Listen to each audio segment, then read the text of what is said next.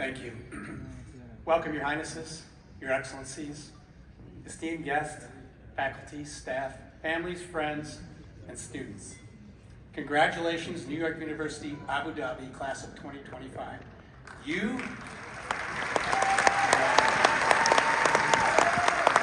have succeeded at one of the most competitive universities on the planet. This university, renowned for its liberal arts foundation, now also boasts a PhD program in astrophysics and space systems.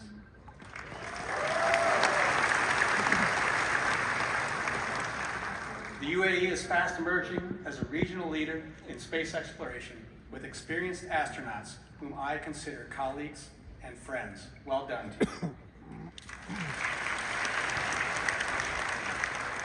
Now I'd like to ask you to come with me on a journey. Please close your eyes. I'll tell you when you can open them. Imagine you're sitting in a rocket, lying on your back. You can feel the rocket gradually swaying back and forth, all of its systems slowly breathing in preparation for liftoff. The spacecraft is alive. Now start counting down in your mind. 3, 2, 1, 0. Bam! You feel the force. It's like a large truck slamming into the back of your chair, and you become overwhelmed by the emotion of the smile that implants itself across your face from one ear to the other. You know you have just launched off planet Earth, accelerating to the stars, and you hope the rocket knows where it's going. It's true. This graduation is your launching off point. What is your mission? Where are you going? You float to the window and look at the indescribable beauty in awe of planet Earth 400 kilometers beneath you. We are all crew members together on spaceship Earth. Oh, please open your eyes if you haven't already. I've been waking you earlier. We have responsibilities to ourselves. We have responsibilities to each other and to our planet to achieve mission success. We succeed because we work together. We work together to do the hard things and the right things to achieve our goals. And our successes hinge on our ability to trust our crewmates.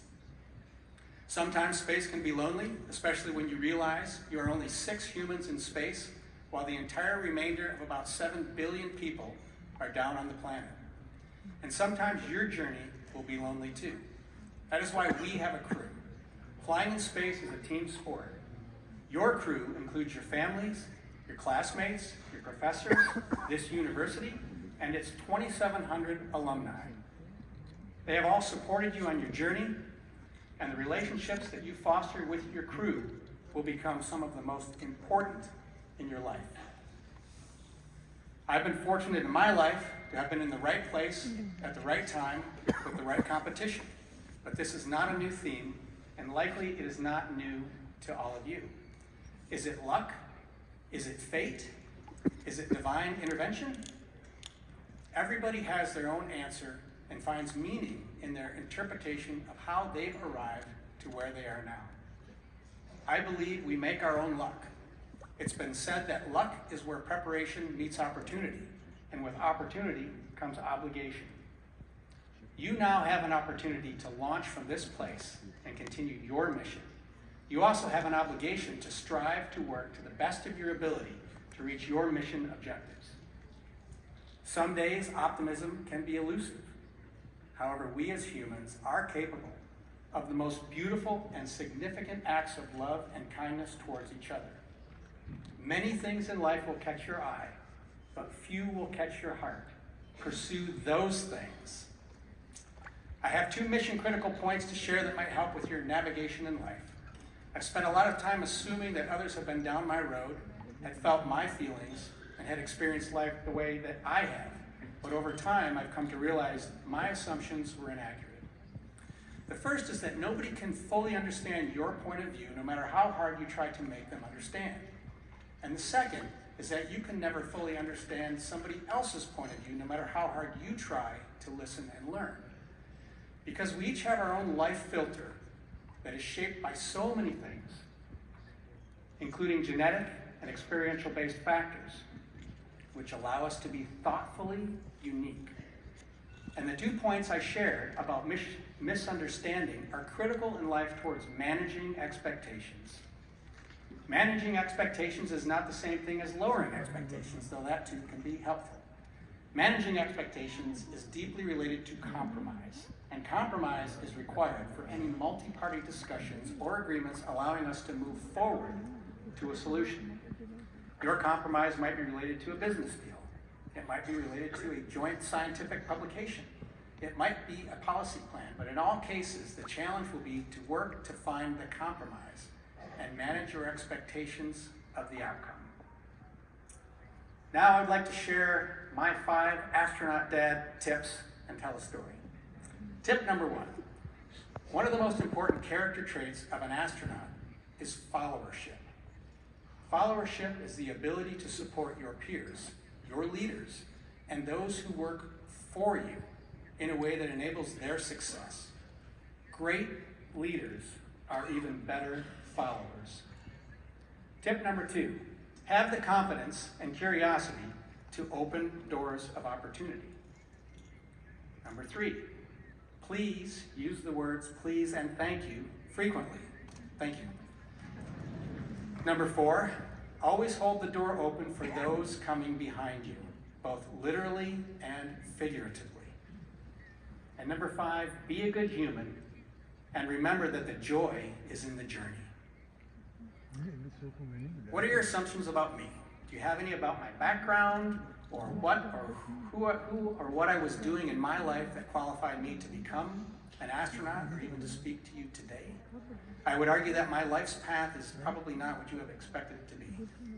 I did have an idea as a child that one day I would travel into space. I can't say exactly when the idea struck me, but I believe it was always there, anchored in my mind and pushing me. My imagination was fueled by science fiction TV and movies. I was a mediocre student in high school. I got a D in algebra in the 11th grade. After high school, I went to a 2-year community college for 3 years. While at community college, I worked as an auto mechanic.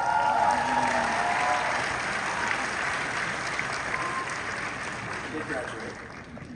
After community college, I attended Purdue University and again failed a few classes. But that is where my life changed because it's the place where I met my wife, Indra.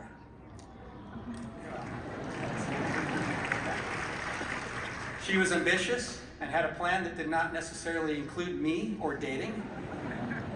Her plan was to spend time in the library studying, and that is exactly where I began to spend my time. And where I started to realize my potential. I worked hard and came up with a plan of my own. We got married and I completed a master's degree. Then we moved to Canada and I completed my PhD. We remained there for a few years working, but I still did not know how I would ever get to the space program until the phone rang. And on the other end of the line was a fellow alumnus from Purdue asking if I was interested in moving to Houston to work for the ExxonMobil company as a geophysicist. So we moved. We took the boys who were both under 2 years old, left our family and friends, and headed to Houston. And guess what? Houston, Texas is the home of the NASA Johnson Space Center, the training nucleus for astronauts from around the world. And here we are now.